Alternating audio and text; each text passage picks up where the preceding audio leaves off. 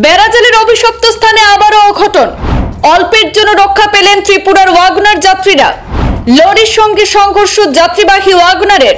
বেপরোয়া লরি ওয়াগনারের সঙ্গে সংঘর্ষ ঘটিয়ে পালিয়ে যেতে সক্ষম হয়েছে। রবিবার সন্ধ্যার দিকে নিলামবাজারে বেড়াজালে যে স্থানে বিগত 23 জুলাই 6 জনের প্রাণহানি ঘটেছিল, সেই অভিশপ্ত স্থানে আজ আবারও যাত্রীবাহী ওয়াগনারের সংঘর্ষের ঘটনাটি ঘটেছে। লরির সংঘর্ষে ওয়াগনারের বাম অংশে ব্যাপক ক্ষতির পাশাপাশি সামনের একটি টায়ার ফেটে গিয়েছিল। দুর্ঘটনা সংঘটিত করে দ্রুত গতিতে পালিয়ে গেছে লরি।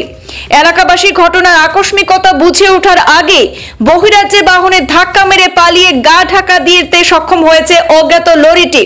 আর এই ঘটনা ঘিরে নতুন করে চাঞ্চল্য ছড়িয়েছে বেড়াজালে। তথ্যে প্রকাশ, করিমগঞ্জ থেকে ত্রিপুরার একটি যাত্রীবাহী ওয়াগনার নিলামবাজার অভিমুখী ছিল।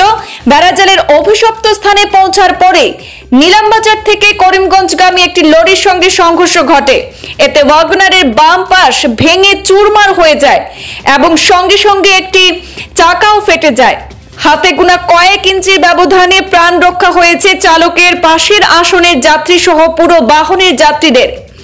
সংঘর্ষ সংঘটিতকারী সেই লরি পালিয়ে যাওয়ায় শেষ পর্যন্ত ত্রিপুরার চালক নিজের বাহনের টায়ার বদল করে কোনোমতে নিলামবাজার পৌঁছাতে সক্ষম হয়েছেন বলে জানা গেছে। উল্লেখ্য, বিগত 23 জুলাই বেড়াজালে একটি অটোরিকশা এবং হুন্ডাই ভেনুর মুখোমুখি সংঘর্ষে শোকাবহ প্রাণহানি ঘটেছিল পাথারকান্দির একই পরিবারের 4 জন সহ মোট 6 জনের। আর সেই ঘটনার ধারাবাহিকতা একই এলাকায় দুর্ঘটনার হ্যাট্রিক করেও থামেনি দুর্ঘটনা। অভিশপ্ত দুর্ঘটনাস্থলে বিপদনাশিনী পূজা এবং দোয়া মোনাজাত করেছিল স্থানীয় উভয় সম্প্রদায়ের মানুষ, কিন্তু কিছুতেই যেন শনির দশা কাটছে না বেড়াজালে।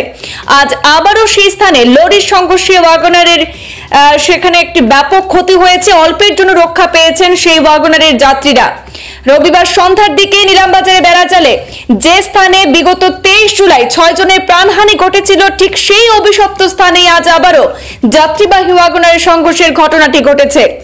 লরির সঙ্গে সংঘর্ষ হয় যাত্রীবাহী ওয়াগনারের। বেপরোয়া সেই লরি ওয়াগনারের সঙ্গে সংঘর্ষ ঘটিয়ে ঘটনাস্থল থেকে পালিয়ে যেতে সক্ষম হয়েছে।